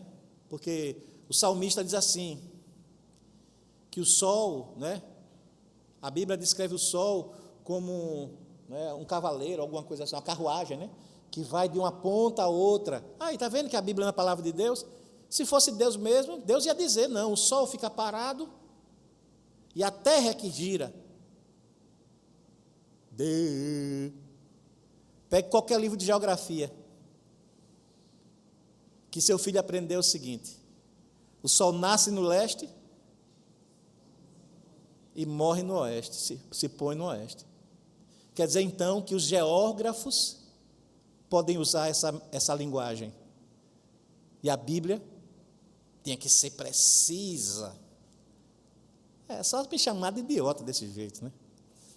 Ou já mudou o livro de geografia? Quando anda-se mais um pouquinho, aí aqui, mas veja, ninguém diz diferente. Olha, o sol nasceu. Nasceu como? Está lá a vida toda. Né? O sol se pôs, se deitou. Se deitou, está cansado, é? Porque a Bíblia diz isso, né? Como noivo, se recolhe seus aposentos. Então, muito cuidado, viu? O que é que acontece? O salmista descreve, então, tudo isso. Eu estou falando, a questão da literatura, essa maneira literária de permitir que o homem expresse o seu sentimento em relação a Deus, a visão que ele tem do ser de Deus, para que a gente possa compreender a nós mesmos e a mensagem dele. Tá? Então, quando a Bíblia diz, por exemplo, que aqui que Deus se esqueceu da sua promessa, e Deus permitiu isso, porque Deus não está preocupado em que, eu vou fazer um livro e vai ser escrito de tal maneira que todos vão me exaltar pela minha beleza. E eu não vou descrever ali nada que possa alguém questionar a minha pessoa. Deus não está nem aí se você questionar Ele. É problema seu. Se você não crer em Deus, a Bíblia diz que é um tolo. Se você não crê em Jesus como Senhor e Salvador da sua vida, infelizmente a eternidade será no inferno. Infelizmente. Então, quem perde aí dessa relação não é Deus. Então, a preocupação de Deus é nos trazer para Ele. Não é se engrandecer, se envaidecer. Não é. Então, é muito corajosa. É isso que o texto está dizendo aqui. A nossa lição comenta. É muito corajoso. Não é? É algo bem interessante perceber como Deus permite que esse lamento seja feito dessa forma. Na parte final do 89, a série de questionamentos dirigidos ao Senhor chega ao ápice. Que é feito, Senhor, da tua benignidade de outrora, juradas a Davi por tua fidelidade? Ele lembra das promessas, ele lembra do amor de Deus para Davi, lembra que Deus é fiel e seria para sempre, e aí pergunta: Senhor, o que é que aconteceu com tudo isso? Olha que ousadia. E o impressionante é que Deus permite isto nas Escrituras. Mas veja, lembra que eu disse a diferença entre um lamento sincero e a murmuração está em que na murmuração você não consegue, você questiona a soberania de Deus, o amor de Deus, e você percebe na construção do Salmo que ao final o que é que ele diz? Seja louvado o Senhor para todo sempre, eu louvarei o Senhor para todo sempre, amém, amém. Então ele sabe com quem é que ele está falando, né? Então todos esses questionamentos, né, até quando, Senhor, e terminados com a pergunta do verso 49, revelam que o salmista estava preocupado com aquilo que os seus olhos ainda não contemplavam. Ele queria ver o rei de volta e ele não estava vendo isso. Esse era o problema. Sua pergunta é onde estava o cumprimento delas, uma vez que foram feitas por aqueles que é fiel. Às vezes a gente passa por situações em que começamos a pensar, Deus é fiel, por que aconteceu isso, né? Essa palavrinha por quê, que é tão legal quando nossos filhos, né, começam a fazer, né? Hoje eu tenho 2 filhos homens, graças a Deus, né? Mas as coisas legais de quando eles eram crianças, né? E eu acho que uma das coisas boas das crianças, quando elas crescem, é a primeira vez que ela pergunta, por quê? Aí você sabe que você está perdido para sempre.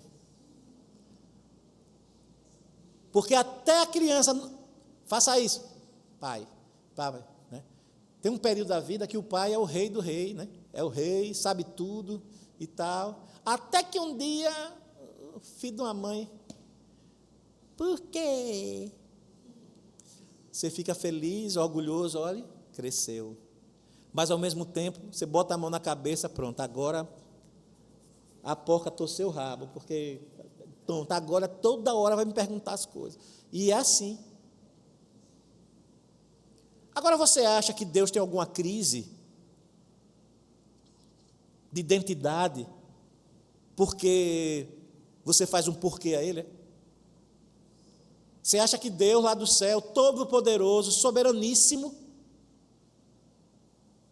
aquele que é, que era, que há de vir, o Deus todo-poderoso, o Alfa e o Ômega, nada existia e Ele já era.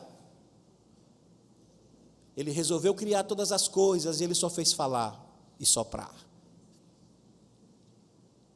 O dia da criação e o dia da volta de Jesus para Ele é como um só ponto.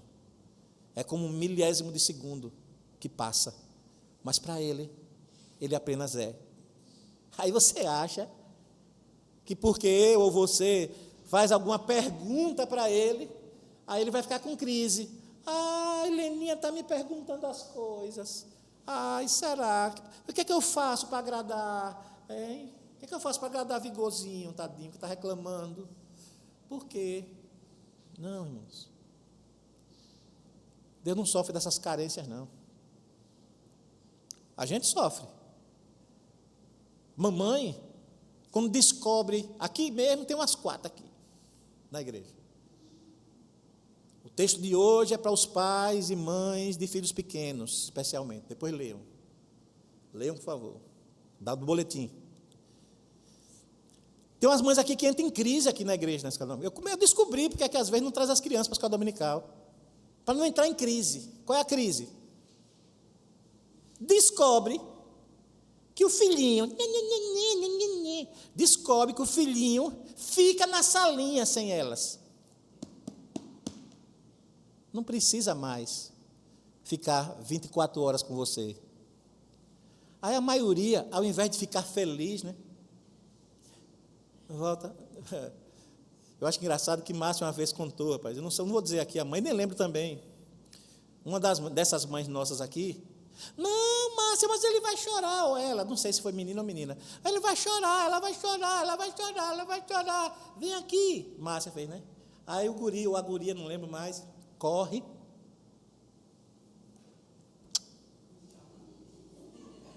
A mãe chorou. Oh, tadinha. Você acha que Deus é assim como a gente é? Chorou, tadinha, porque descobriu que alguma mãe quer se acusar aí, não.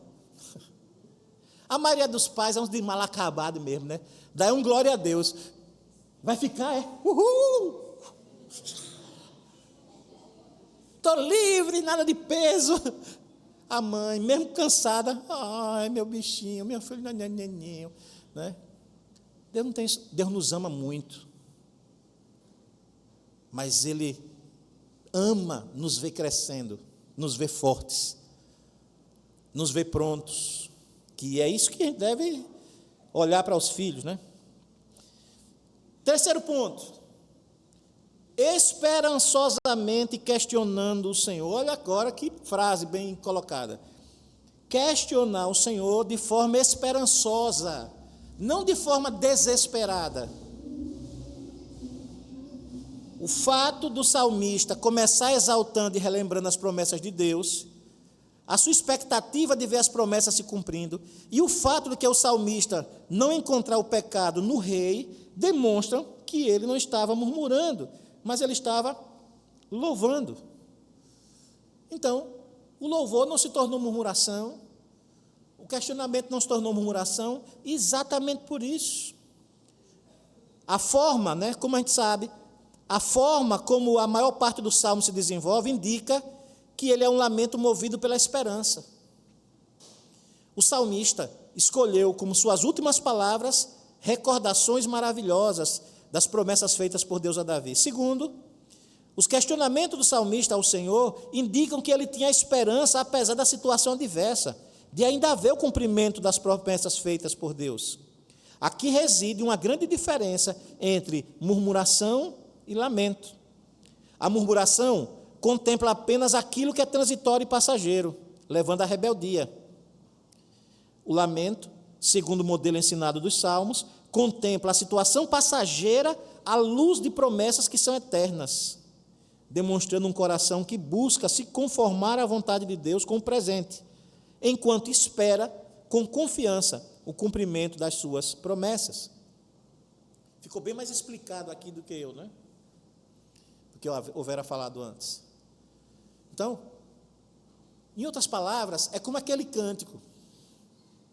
Esta paz, eu gosto desse cântico, os cânticos antigos, do tempo que Francisco era menino, entendeu? Moacir estava nas fraldas, irmã Creuza estava correndo na meio da igreja. Esta paz que sinto em minha alma, não é porque tudo em mim vai bem. Esta paz que sinto em minha alma, é porque eu amo ao meu Senhor. Não olho as circunstâncias. Não. Veja, tem um link aqui com o hebraico, viu? Não. Ou seja, está reforçando. Olhe o seu amor. Não me guio por vistas. Alegre estou. Então, o que nos dá a paz não é as circunstâncias favoráveis. As circunstâncias favoráveis podem mudar. O que é que nos dá a paz? Olhando para Jesus, o autor e consumador da nossa fé. A gente tem que mirar em Jesus, não nas circunstâncias. A gente mira nas promessas de Deus, não nas situações adversas. É isso que o salmista está fazendo aqui. Ele não está só reclamando por reclamar, falando por falar, mas ele está descansando nas promessas de Deus. Agora vem um quarto ponto que é importante. O rei que foi rejeitado. Curiosamente, antes da doxologia final, da finalização do salmo, ele dá voz a um dos reis davídicos. Lembra-te, Senhor, do opróbrio dos teus servos, de como trago no peito a injúria de muitos povos, com que o Senhor, os teus inimigos, têm vilipendiado. Sim, vilipendiado os passos do teu ungido. Um rei falando. Longe de se ver como culpado, ele se vê como inocente. Entretanto, mesmo sendo inocente, vê-se atacado pelos seus inimigos. É ele que, em última instância, tem a sua coroa lançada ao chão, sendo também contra quem o Senhor se indignou. Ele se vê como ungido, ou Messias de Deus. Então, Salmo 189 é um dos textos messiânicos do Antigo Testamento. Em suas últimas palavras na cruz, traz à mente que Cristo Jesus, mesmo sendo Deus, humilhou-se até a morte e morte de cruz. Filipenses 2, 5-8. Mesmo sem pecado, Hebreus 4, de 4-15, pôs-se em posição, não apenas em que os seus inimigos pudessem insultá-lo, mas também em posição em que o Senhor pôde exercer a sua ira, cujo alvo original era o seu povo. Isaías 53, 2-10. Então observe, quando ele diz, lembra-te, Senhor, do opróbrio dos teus servos, lembra-te da injúria dos povos, seus inimigos têm vilipendiado os passos do teu ungido. Ou seja, ele está se colocando como alguém inocente aqui. Cristo é o rei davídico que traz em seu próprio peito a injúria de muitos povos. Sem pecado, foi rejeitado por causa dos pecados que ele resgatou. É por isso que ele diz: Deus meu, por que me desamparaste?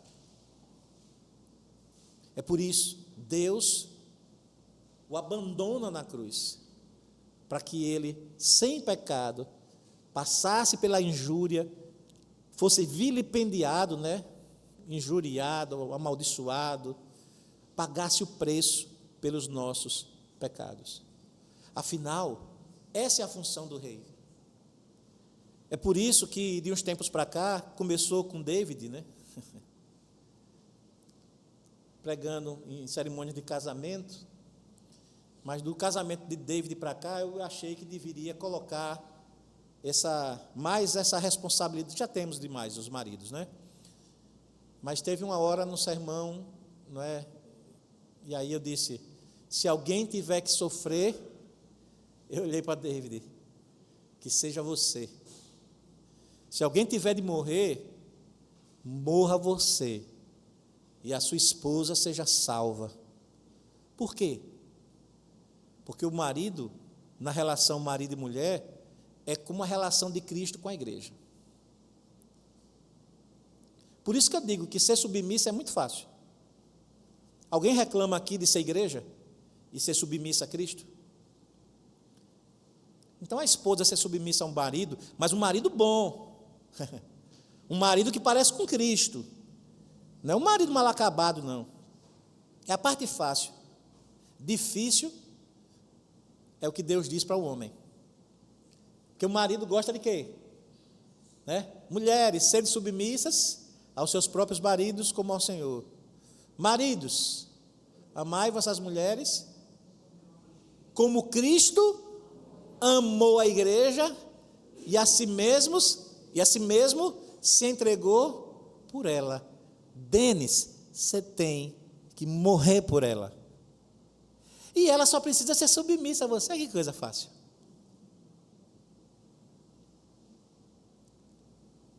Francisco, você tem que, de forma muito elegante, amar a Aldinha com todo o seu ser. Ela vai lhe aborrecer,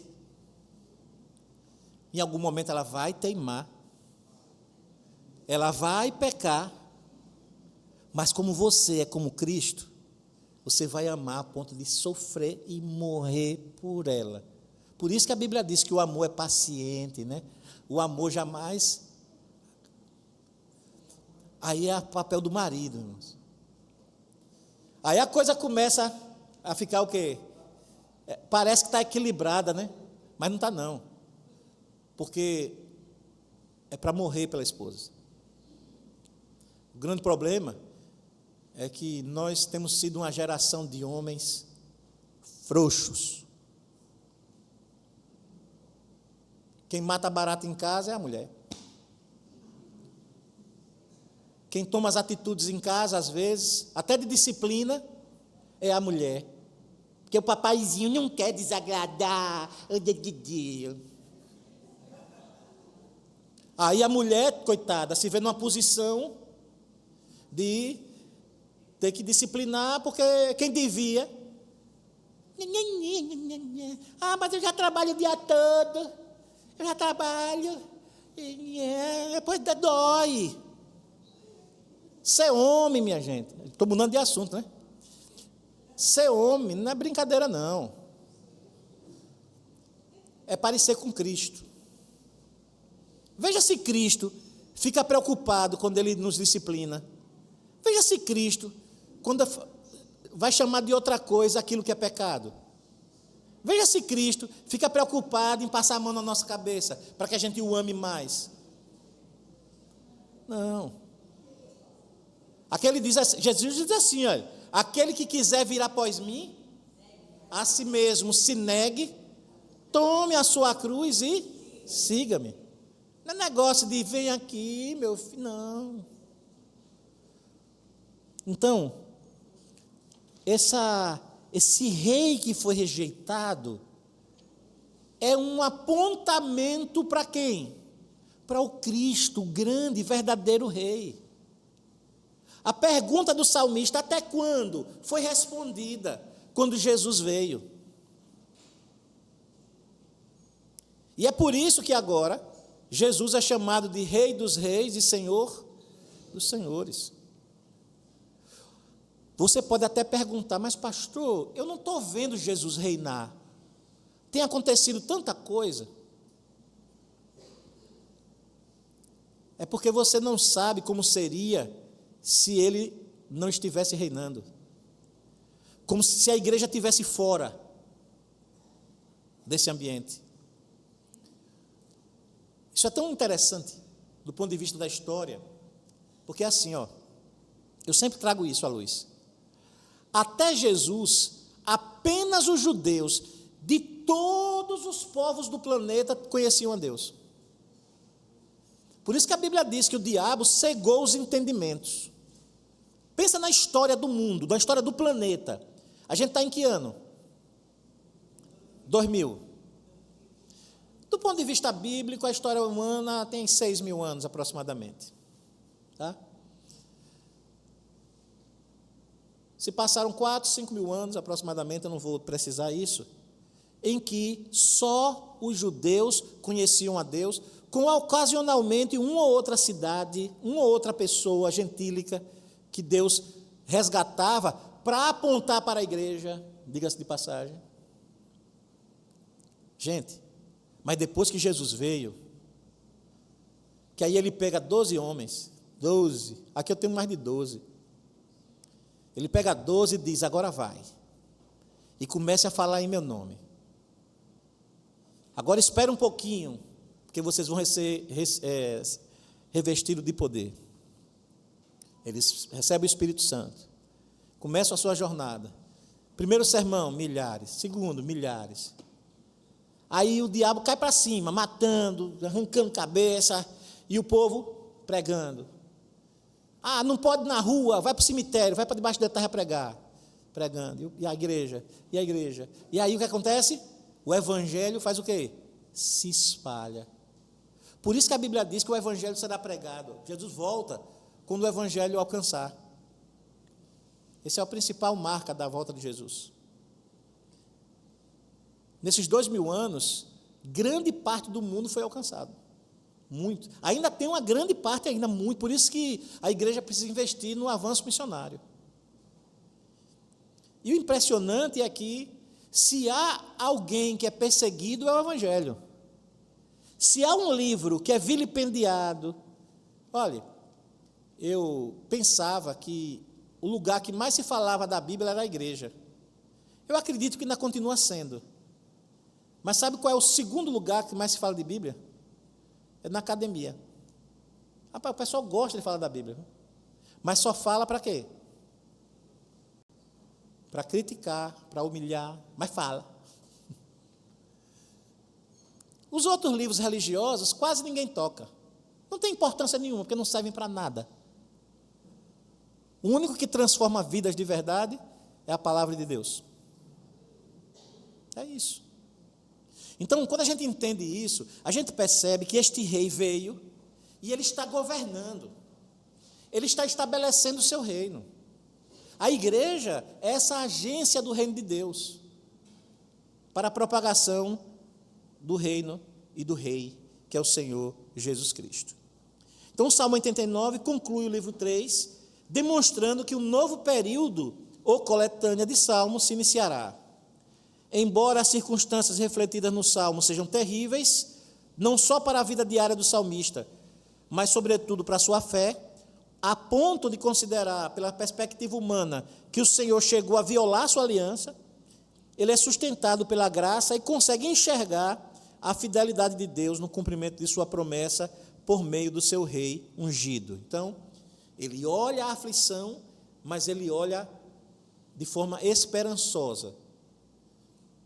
Ele entende, o salmista, que Deus vai cumprir sua promessa. E é assim. E ele cumpriu na pessoa do Senhor Jesus Cristo.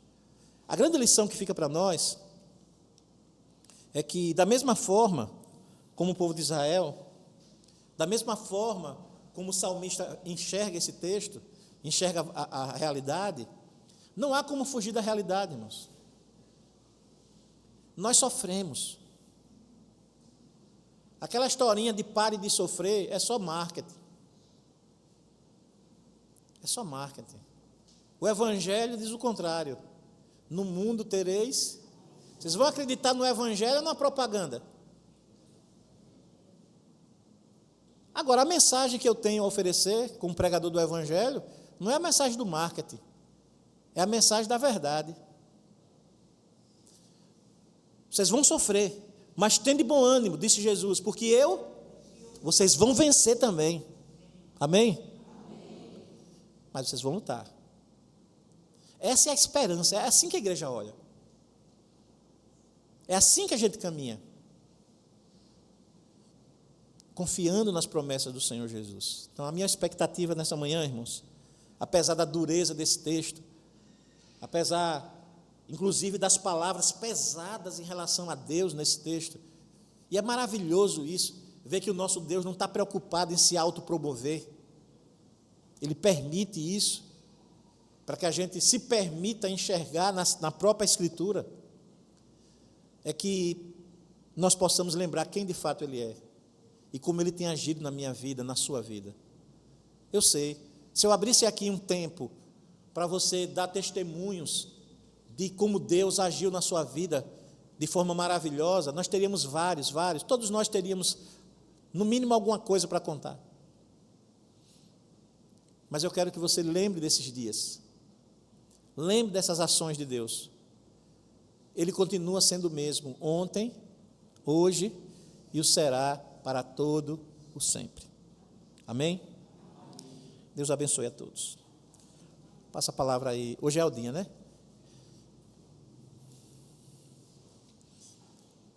Hoje a Aldinha ficou chateada, porque eu disse que ela vai pecar. Mas vai, né? É pecadora. Os pecados de Aldinha é bom que é menor do que o nosso, né?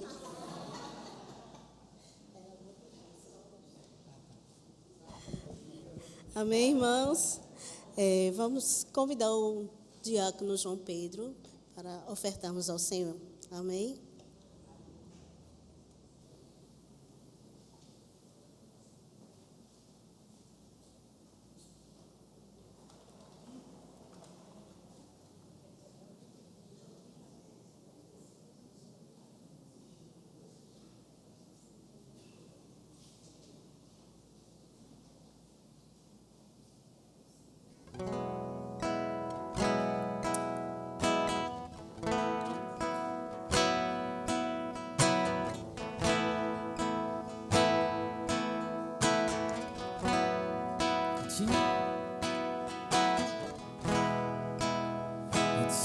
Eu vou clamar, pois tudo vem de ti e tudo está em ti. Por ti vou caminhar, tu és a direção, o sol a me guiar.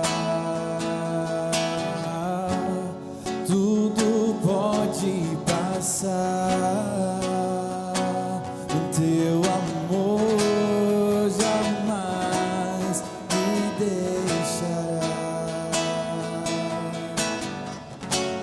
Sempre há de existir um novo amanhã preparado para mim. Preparado para mim, preparado para mim.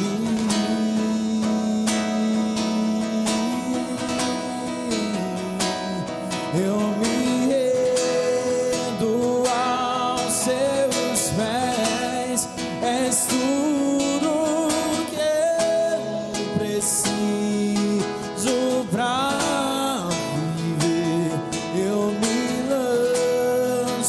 aos seus braços, onde encontro meu refúgio, Jesus.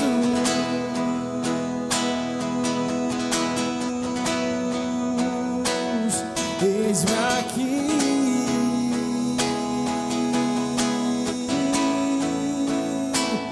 Jesus.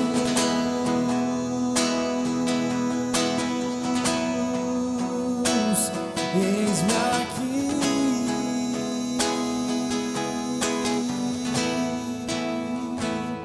Eu me rendo aos seus pés, és tudo que eu preciso pra viver.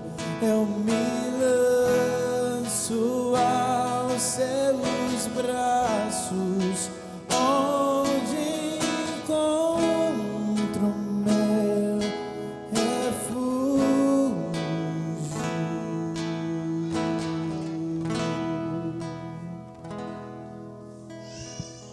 Senhor Deus Todo-Poderoso, meu Deus, estamos aqui nesta manhã, meu Deus, para agradecer esse momento maravilhoso, esse momento da devolução do dízimo, também das ofertas aqui, que o Senhor venha estar abençoando cada vez mais a vida dos irmãos, que o Senhor venha estar abençoando grandemente a essa igreja, a todos aqui presentes, meu Deus, que se multiplique cada vez mais, que também seja usado para a manutenção da Tua obra e também para a evangelização, como a igreja Senhor faz todos os meses, para que cada vez mais pessoas venham estar conhecendo a Ti.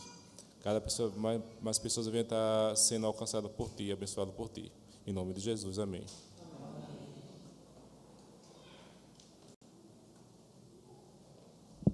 Amém, irmãos? Vamos convidar agora os aniversariantes da semana. O presbítero Francisco. Derek veio? Jaciara. Então, vai ser só o amor. É Derek hoje, né? Então, só vai ser o presbítero Francisco, o amor da minha vida. Convidar o presbítero Adoniel para orar por ele e por Derek também.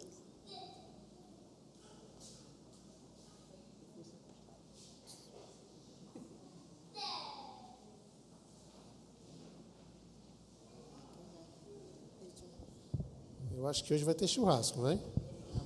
Porque todo domingo todo domingo o discurso é esse, né? Para as pessoas. Então hoje ele vai dar o exemplo, né? Aí vai ficar aí o exemplo aí para ele hoje. Eu me sinto já convidado, tá? Tá certo? Vamos orar. Bendito Deus, nosso eterno Pai, nós te louvamos, te bendizemos, porque fomos alcançados pela tua maravilhosa graça. Bendito seja o teu nome, Senhor Deus, pelo dom da vida. Nós te louvamos, ó Senhor Deus, porque o Senhor é quem cuida de nós. Queremos colocar a vida do teu servo, presbítero Francisco, nas tuas mãos. Te louvar, Senhor Deus, pela vida do teu servo, pelo serviço que o teu servo presta aqui nesta comunidade. Senhor, te agradecemos, ó Senhor Deus, pela convivência que temos, pelo amigo, irmão que nos abençoa sempre, Senhor Deus, diariamente. E tu sabes no coração dele de te servir, Senhor Deus. Rogamos as tuas bênçãos, que o Senhor continue a suprir as suas necessidades, também com ele e a sua esposa, seus familiares, seus entes queridos. Que a bênção do Senhor repouse sobre a vida dele. E que tudo que ele faça redunde para a honra e glória do teu nome. Também o pequeno Derek, te pedimos a tua bênção também para ele, para que ele possa, Senhor Deus, crescer em sabedoria, estatura e graça diante de Deus e dos homens. Nós choramos, nós te louvamos, nós te bendizemos, sempre no nome bendito do teu Filho amado Jesus Cristo, que vive e reina para todo sempre. Amém.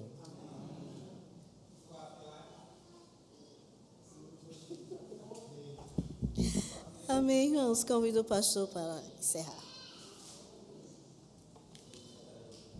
Rapaz, eu não sei se esse povo aprende as lições. Agora é engraçadinho, né?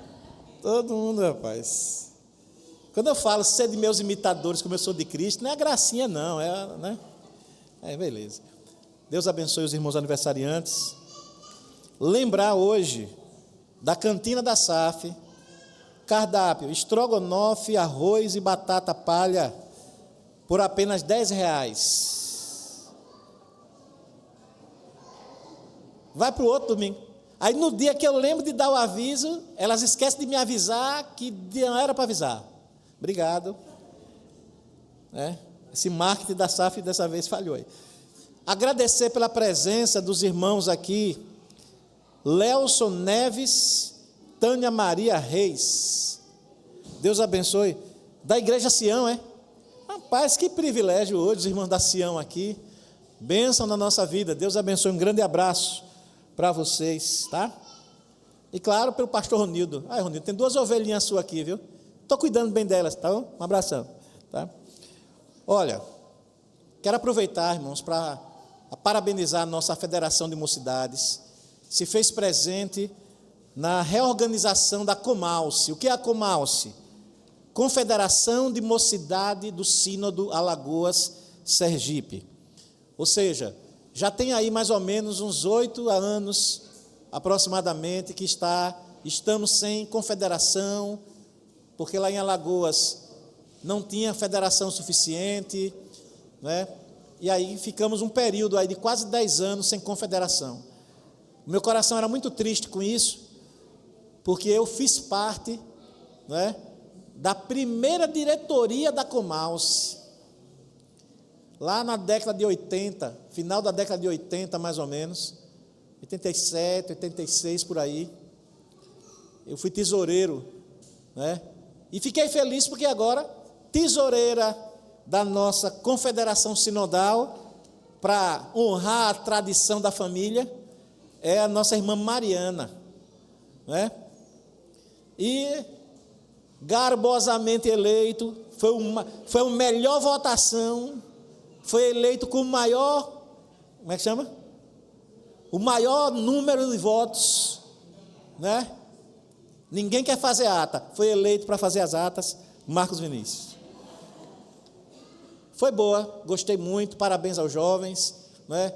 Foi uma eleição que eu gostaria de ver também em outros níveis da nossa igreja, sem política, sem combinação de voto, ninguém estava brigando, e todo mundo que foi indicado aceitou participar.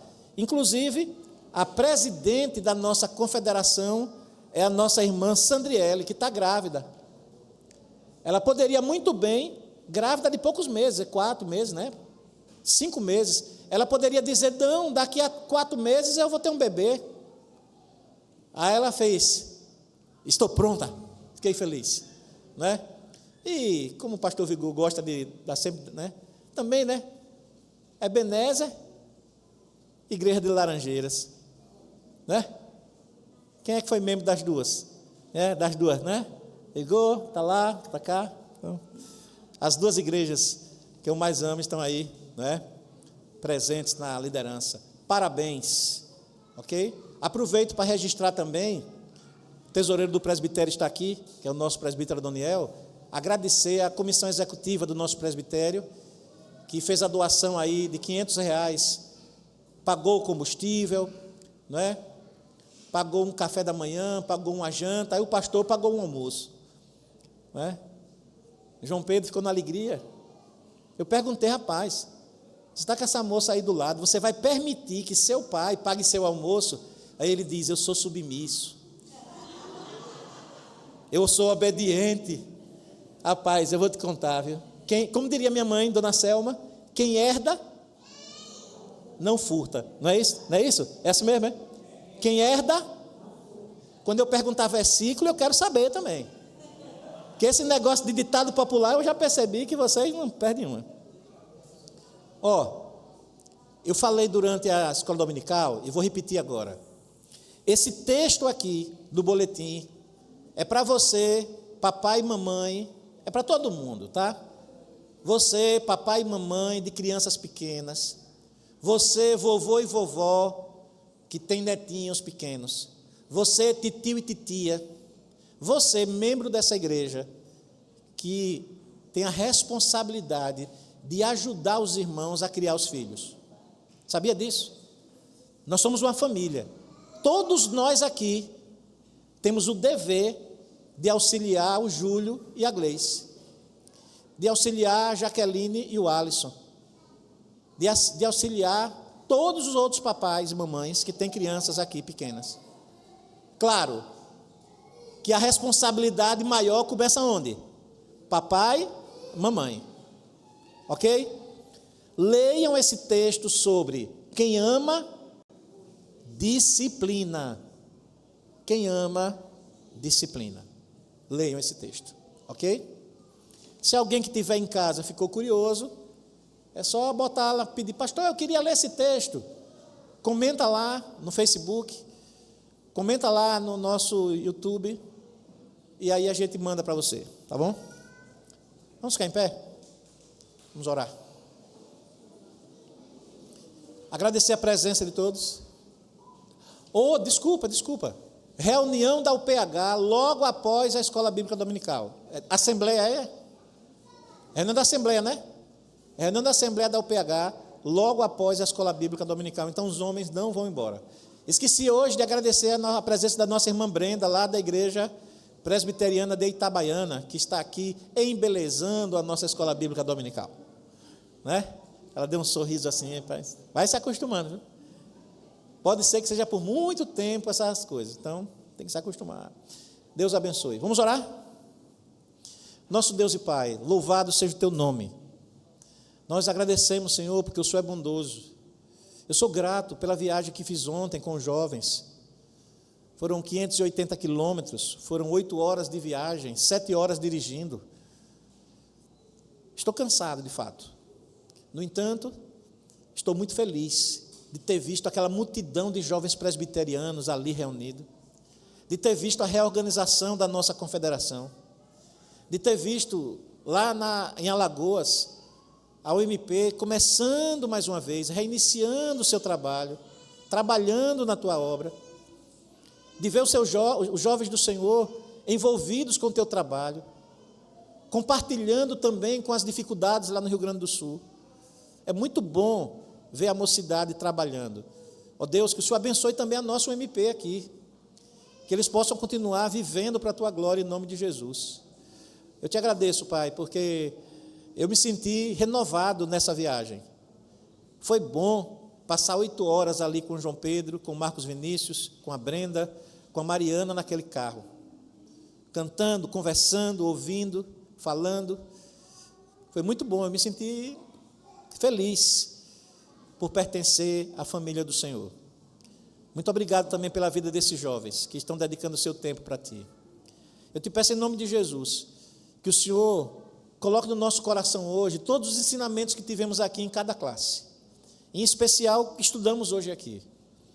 Que a gente possa olhar para as aflições que passamos, que a gente possa olhar para as dificuldades em que às vezes o nosso coração questiona a Tua presença, mas que nós possamos não murmurar, mas olhar para as Tuas promessas, olhar para quem é o Senhor e perceber que o Rei chegou, Jesus veio, Ele é o ungido do Senhor, e este Rei maravilhoso nos ensinou a orar dizendo: Pai nosso que estás nos céus, santificado seja o Teu nome, venha o Teu reino, seja feita a Tua vontade, assim na terra como nos céus.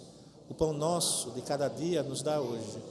Perdoa as nossas dívidas, assim como nós perdoamos aos nossos devedores. Não nos deixes cair em tentação, mas livra-nos do mal, pois Teu é o reino, o poder e a glória para sempre. Amém. Deus abençoe a todos. 18 horas estaremos aqui de volta.